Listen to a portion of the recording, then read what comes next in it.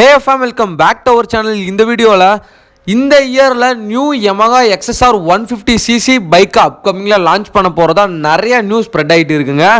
இந்த நியூஸ் வந்து அஃபிஷியலான நியூஸா அப்படிங்கிறதா இந்த வீடியோவில் ஃபுல்லாக பார்க்க போகிறோம். அப்படியே இந்த நியூஸ் வந்து அஃபிஷியலாக இருந்துச்சு அப்படின்னா இந்த பைக்கோட ஸ்பெக்ஸை நான் சொல்ல போகிறேன்.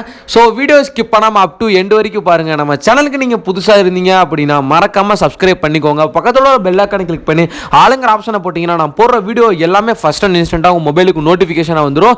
ஸோ சப்ஸ்கிரைப் பண்ணாமல் இருந்தீங்க அப்படின்னா மறக்காமல் சப்ஸ்கிரைப் பண்ணிக்கோங்க. ஸோ வாங்க வளவலன்னு பேசாமல் வீடியோக்குள்ளே போகலாம். முதல்ல வந்து இந்த நியூஸ் வந்து அஃபிஷியலான நியூஸா அப்படிங்கிறத பார்த்துடலாம். இந்த நியூஸ் வந்து அஃபிஷியலான நியூஸ் தாங்க. இந்த Yamaha new 150cc XSR bike வந்து கண்டிப்பாக லான்ச் பண்ணுவாங்க. இந்த இயர்லாம் நம்ம எக்ஸ்பெக்ட் பண்ணலாம். ஸோ இந்த பைக்கை வந்து ஒரு சில அப்டேட்ஸ் அண்ட் ஒரு சில ஃபியூச்சர்ஸ்லாம் சொல்லியிருக்காங்க. ஸோ அதை அப்படியே ஒன் பை ஒன்னாக பார்க்க ஆரம்பிக்கலாம். ஃபஸ்ட்டு நம்ம Yamaha இருந்து ஒன்று தெரிஞ்சுக்க வேண்டியது என்ன அப்படின்னா, நமக்கு தேவை பர்ஃபார்மன்ஸ் ஓரியன்டாகவும் நல்ல பைக்காக இருக்கணும், ரைடிங் கம்ஃபர்ட்டும் ஒரு நல்ல பைக்காக இருக்கணும். அப்படின்னா அந்த மாதிரி பைக்கு எந்த பைக்குமே கிடையாதுங்க Yamaha இருக்குது. Yamaha FZ version 4.2 version 3. So இந்த பைக் எல்லாமே வந்து ஒரு கம்ஃபர்டபுளாக சொல்ல, பர்ஃபார்மன்ஸ் ஓரியன்டாக சொல்லாத, பட் வந்து பவர் கம்மிங்க அந்த பைக்கை பொறுத்தளவுக்கு. பட் ஃபேமிலி கம்ஃபர்ட்டுக்கு தரமான பைக்கு, லாங் ரைடுக்கு ஒரு தரமான பைக்கு. பட் வந்து இனிஷியல் பிக்கப் கொஞ்சம் அந்த பைக்கில் இருக்காது. ஏன்னா பவர் வந்து ரொம்பவே கம்மி பண்ணியிருக்காங்க அந்த Yamaha FZல. ஸோ அதுக்கப்புறம் எம்டியோட பர்ஃபார்மன்ஸ் ஓரியன்டாகவும் அந்த டிசைன் பைக்ஸ் ஒரு நல்ல பைக் இருக்குது Yamaha அப்படின்னா அது வந்து இந்த Yamaha XSR தாங்க நான் சொல்லுவேன். எப்போவுமே உங்களுக்கு நல்லாவே தெரியும், நான் எல்லா வீடியோவில் சொல்கிற மாதிரி தான், எம்டியோட இன்ஜின் வந்து Yamaha R15ஓட இன்ஜின் பிளாட்ஃபார்மில் இருந்து எடுக்கப்பட்டது தான்.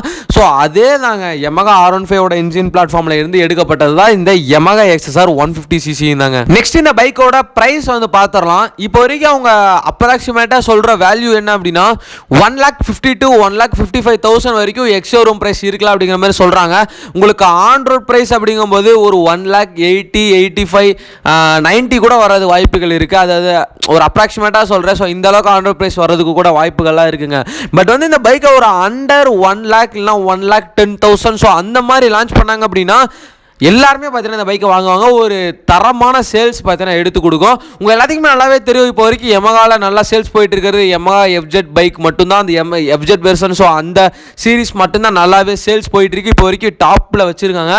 ஸோ இந்த பைக்கை அண்டர் 1 lakh இல்லைனா 1,10,000 கூட லான்ச் பண்ணாங்க அப்படின்னா கண்டிப்பாக நிறையா சேல்ஸ் போகும். கண்ணை முடிட்டு நீங்களும் வாங்கலாம். அடுத்தது இந்த பைக்கோட இன்ஜின் ஸ்பெக்கை பற்றி பார்த்துடலாங்க. 155cc single cylinder liquid cool 4 valve engine தான் இந்த பைக்கில் பயன்படுத்தியிருக்காங்க.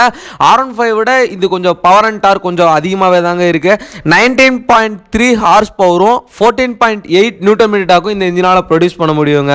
அடுத்ததான் இந்த பைக்கில் உங்களுக்கு 6 பின் மேனுவல் கியர் பாக்ஸ் கொடுத்துருக்காங்க வித் அசிஸ்டன்ட் ஸ்லிப்பர் கிளச்சோட தாங்க. உங்களுக்கு 10 liters of fuel tank capacity. Mileage அப்படின்னு கேட்டிங்கன்னா ஒரு 45 to 48 km/லிட்டர் வரைக்கும் நம்ம எதிர்பார்க்கலாம் அப்படிங்கிற மாதிரி Yamaha சொல்லியிருக்காங்க.